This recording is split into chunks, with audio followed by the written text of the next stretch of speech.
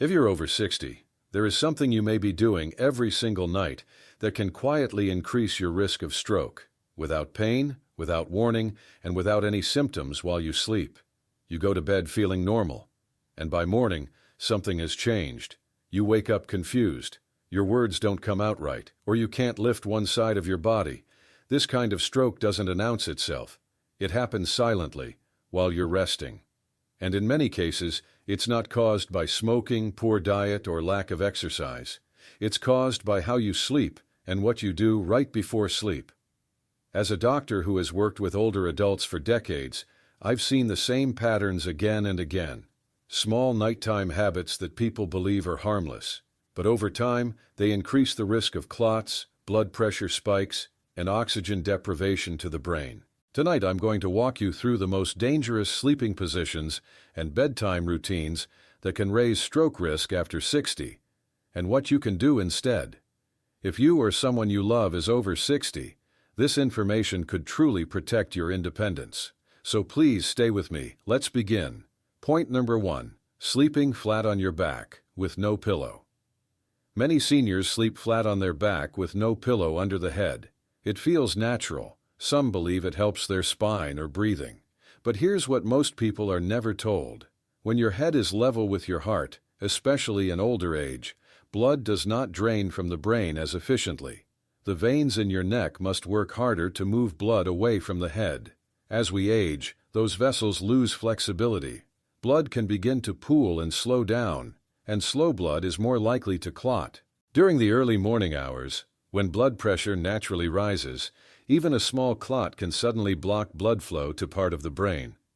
That's when people wake up with speech problems, facial drooping, or weakness. I treated a retired mechanic who slept flat every night for decades. Strong, active, independent. One morning, his wife found him awake but unable to speak clearly and unable to lift his arm. He had suffered an ischemic stroke during sleep. The cause was not smoking or diet. It was reduced drainage and clot formation during the night. What helps instead? Simply elevating your head about 20 to 30 degrees. This allows gravity to assist blood flow, reduces pressure in the head, and supports better oxygen delivery to the brain. Even one supportive pillow or a small wedge can make a meaningful difference. This isn't about comfort, it's about protecting blood flow to the most sensitive organ in your body. Point number 2. Sleeping face down, on the stomach. Some people sleep on their stomach for back comfort or habit, but after 60, this position becomes far more dangerous. When you sleep face down, your neck is sharply turned to one side for hours. This can compress the vertebral arteries, which supply blood to the back of the brain, the area responsible for balance and coordination. At the same time, pressure on the chest can reduce oxygen intake, especially during deep sleep. Low oxygen plus reduced blood flow is a dangerous combination. Blood becomes thicker, vessels constrict, clots are more likely to form. I once treated an elderly teacher who slept on her stomach every night. She woke up unable to stand or coordinate her movements. Scans showed a stroke affecting the cerebellum, the balance center of the brain. There was no heart disease, no major cholesterol problem, but there was hours of restricted blood flow during sleep. What's especially concerning is that people with snoring, sleep apnea, or those taking sedatives are at even higher risk in this position because the body does not wake up when oxygen drops. Safer alternatives: sleeping on your side, especially the left side, with the neck in neutral alignment and the airway open. This position supports both heart and brain circulation. Point number 3. Sleeping with a heavy blanket over the head. This is more common than people admit. To block light, to block noise, to feel warm and safe. But covering your head while sleeping reduces airflow. Oxygen levels drop. Carbon dioxide builds up. In younger people, the body may correct this quickly, but in older adults, oxygen drops can persist longer without waking you. Low oxygen thickens the blood and stresses blood vessels. Over time, this increases clot risk and nighttime blood pressure instability. I treated a man who slept with a heavy quilt pulled over his head every winter. One morning, he was found confused and barely responsive. Doctors later linked the stroke to repeated nighttime oxygen deprivation. What helps instead? Use a sleep mask for light and earplugs, or white noise for sound. Keep blankets below the shoulders. Make sure air can circulate freely around your face. Your brain needs oxygen all night long to repair itself. Point number 4. Sleeping upright in a recliner. Many seniors stop sleeping in bed and start sleeping in a recliner. It feels easier on the back, it helps with breathing, it reduces reflux. So night after night, the chair becomes the bed. But here's what most people don't realize. When you sleep in a semi-upright position, gravity pulls blood downward into the legs and hips. Venous return, the blood that must travel back to the heart and brain, becomes slower. Slow blood is more likely to clot. At the same time, pressure from bent hips and knees can partially compress major veins, especially in people with swelling or poor circulation. During the night, small clots can form in the lower body. Then, in the early morning hours when blood pressure rises, those clots can travel upward toward the brain. I treated a woman who slept in her recliner for years after hip surgery. She felt safer there. One morning she woke up confused, with weakness in one hand. Scans showed a small but serious stroke in a deep part of the brain. No heart rhythm problems, no smoking history, but clear signs of chronic circulation slowing from upright sleep. If you must sleep elevated, the safer option is an adjustable bed or wedge pillow that lifts the torso while keeping the legs supported and blood flowing evenly. Recliners are designed for sitting, not for 8 hours of unconscious circulation. Point number 5. Sleeping on the right side, with arm under the pillow. This is one of the most dangerous positions I see in older adults. Sleeping on the right side, with the arm tucked under the pillow or head. It feels comfortable, it feels supportive, but it compresses key blood vessels in the neck and shoulder, including parts of the carotid and subclavian circulation. Over hours, this pressure slows blood flow to and from the brain. Blood pools, oxygen delivery drops, clot risk rises, and when you finally shift in the early morning, that clot can dislodge and travel directly into the brain. I treated a veteran who slept this way his entire adult life.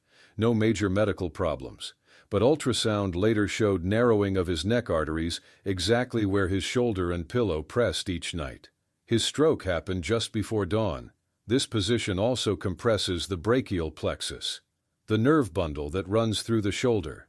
Chronic nerve compression can disturb sleep cycles and increase vascular stress over time. Safer option: sleep on your left side with both arms resting forward or alongside the body, not underneath. Use a contoured pillow that keeps your neck straight and vessels open. This small change can protect blood flow to the brain every single night. Point number 6. Constant tossing and turning. During sleep, many people think restlessness at night is just part of aging, but frequent turning and waking may be a warning sign and a risk factor. Every sudden shift in posture temporarily changes blood pressure and blood flow to the brain. In younger people, blood vessels adapt quickly. In older adults, vessels are stiffer and slower to respond. So repeated nighttime movements can create unstable circulation patterns. Blood pressure fluctuates, oxygen delivery drops, and recovers repeatedly. This instability promotes clot formation. Even more concerning, restless sleep often means the brain is struggling to regulate oxygen, heart rhythm, or breathing. I treated a retired piano teacher who moved constantly during sleep. She thought she slept enough hours, but a sleep study showed repeated drops in oxygen and circulation instability. She later suffered a small nighttime stroke. Fragmented sleep also prevents normal blood pressure dipping, increases nighttime cortisol, disrupts the brain's toxin clearing system, raises inflammation in blood vessels. All of these increase stroke risk over time.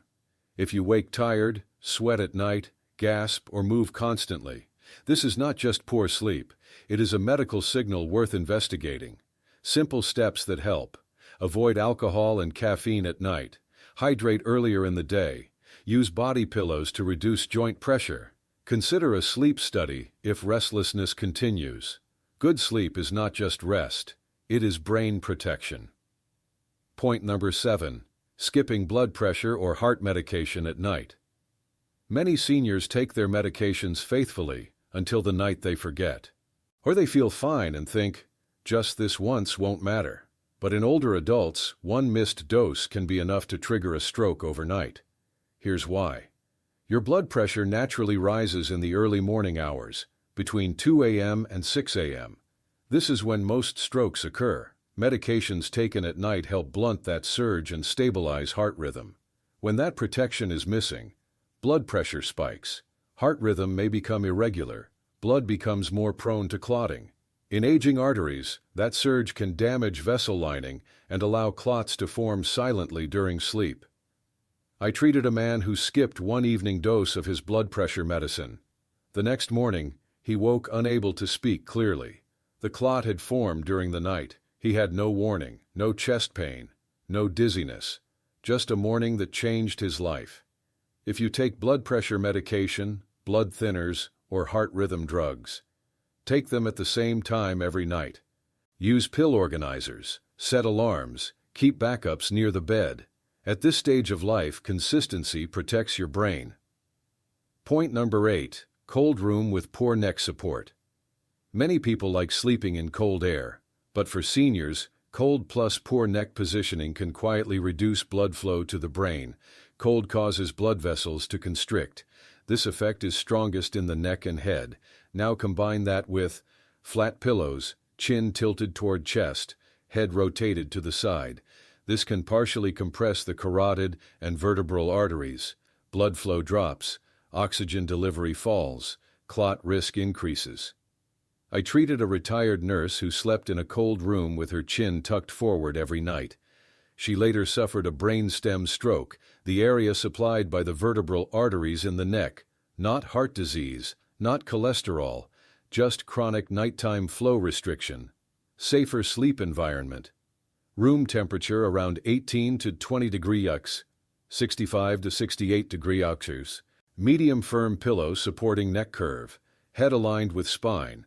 Avoid chin-to-chest posture. Small adjustments can protect delicate brain circulation all night long. Point number 9. Going to bed. Right after heavy meals or alcohol. This is one of the most misunderstood risks. Heavy meals and alcohol before bed feel relaxing, but they place serious stress on nighttime circulation. After a large meal, blood is redirected to digestion. Less blood reaches the brain. Pressure inside vessels fluctuates. Add alcohol. First it widens vessels, then causes rebound constriction. Heart rhythm may destabilize. Dehydration thickens the blood. This combination dramatically raises overnight clot risk. Many nighttime strokes occur after heavy dinners, salty foods, alcohol close to bedtime. I treated a man who had holiday dinner and drinks, then went straight to bed. He suffered a massive stroke before dawn. No heart disease, no skipped meds. Just a perfect storm of digestion stress and alcohol rebound. Safer habits. Finish eating 2 to 3 hours before bed. Drink water with dinner. Limit alcohol, especially at night. Avoid salty, greasy late meals. Sleep should be a recovery period, not a circulatory challenge. If you've listened this far, here's the most important truth. Most nighttime strokes are not random. They are often the result of habits repeated quietly every night, positions that restrict blood flow, routines that destabilize pressure, missed medications, poor oxygen during sleep. These are not dramatic dangers, they are silent ones. But the good news is powerful. Most of these risks are preventable. You still have control. Tonight you can elevate your head slightly, sleep on your left side, support your neck. Take your medication. Avoid late heavy meals and alcohol. Choose breathable bedding. Protect your circulation while you rest. Sleep is not just rest. Sleep is when your brain restores blood flow, clears toxins, stabilizes pressure, repairs fragile vessels. And it is also when your brain is most vulnerable. Protecting your sleep means protecting your memory, your speech, your balance, your independence.